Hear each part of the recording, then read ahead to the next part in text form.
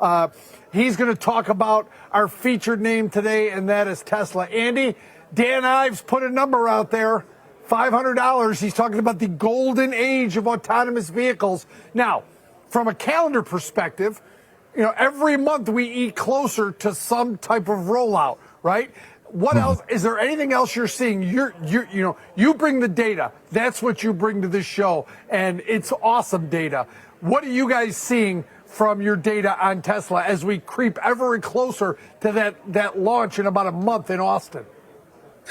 Yeah, the launch in Austin's going to be fireworks for sure either way, because either they roll this out and things work well, or they roll it out and things don't work well, or they delay it.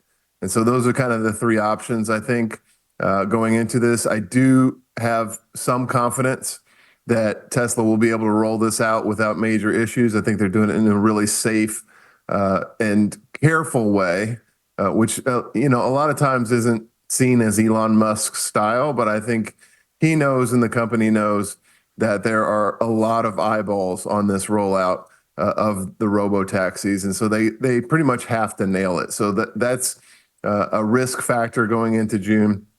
But in terms of the overall business that Tesla's in, and that's selling cars and then monetizing those cars through services over time, Tesla's kind of got two different cross currents going. First of all, I think Elon Musk definitely did at least short-term damage to the Tesla brand because of his heavy involvement and very outspoken involvement in controversial political issues.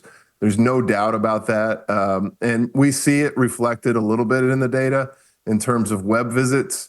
Web visits are down year over year about 13-14%.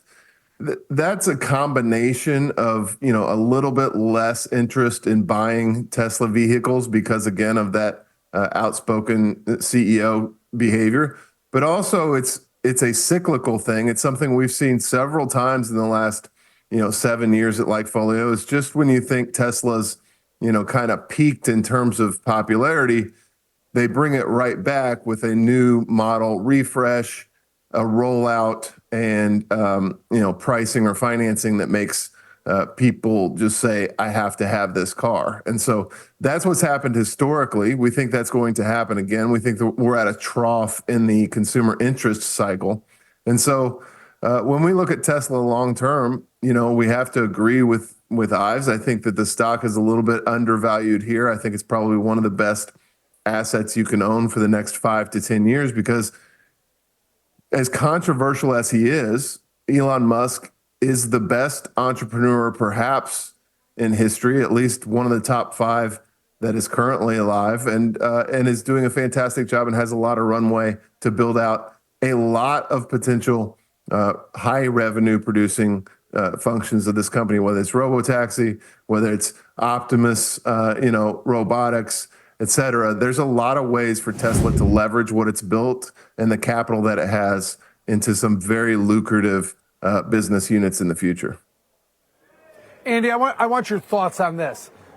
Elon Musk basically did a media blitz this week, a really impromptu, but he did an interview on CNBC. He was, at a conference where he was telecommunicated into a conference, and he got into minutia, and he was much more savvy than he's been in the past, and understanding the right buttons to push, like talking about the numbers being down in Europe. He goes, well, in January is when you want to retool a factory, and the numbers showed because we were retooling a factory, and the numbers have jumped back up since we did that. I thought he hit every box on the worries that people had about Tesla and why things were happening, because the headlines were all, Tesla sales dropping for the month of January. And he was like, well, no, wait a minute.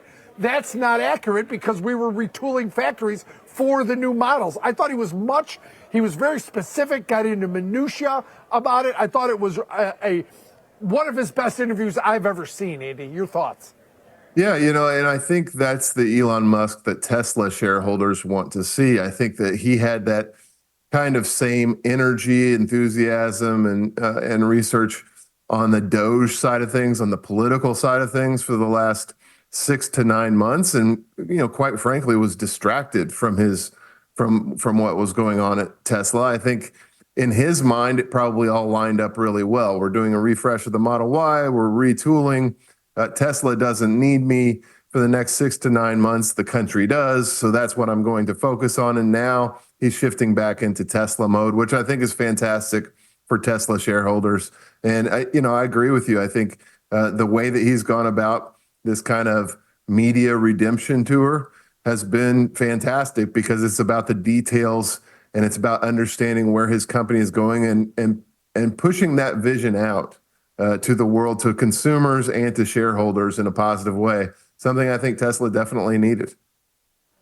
Yeah, and the way he went into specifics about robotics and specifics about the robotaxi and self-driving, and he gave people ideas and thoughts about everyone having their own little R2-D2 at their home. And he talked about people going to sleep at night and their car out working while they sleep.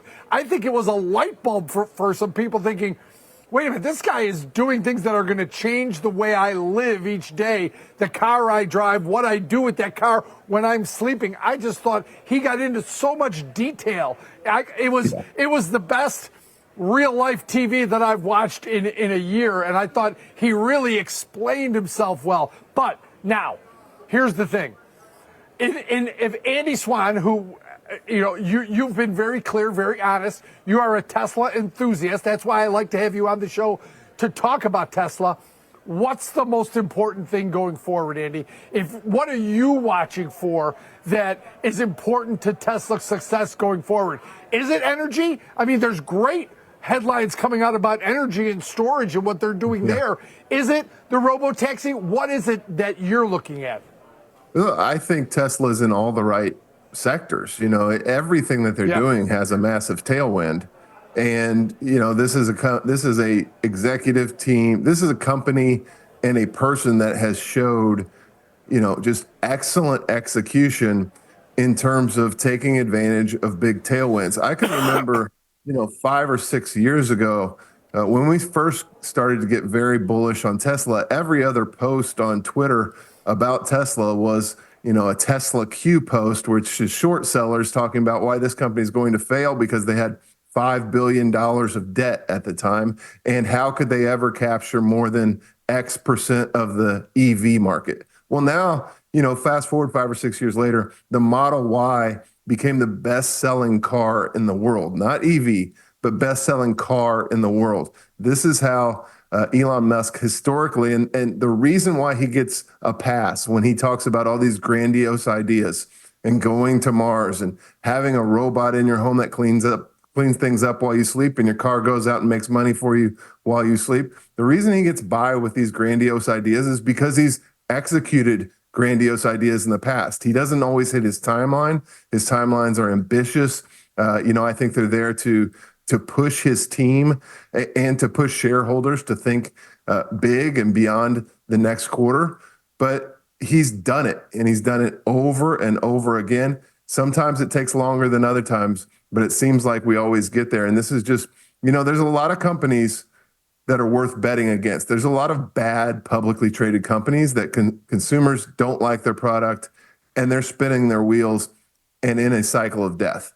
Tesla is not one of those. So, I would just say to, the short sellers out there, I think like it's happened for the past 5 or 6 years, you're going to get what you asked for. And that is a bet against the best entrepreneur the world has seen in quite some time, and a company with multiple tailwinds in multiple sectors and a history of phenomenal execution. So I'm very bullish on Tesla going forward. I think it's going to be extremely volatile for the rest of this year for sure.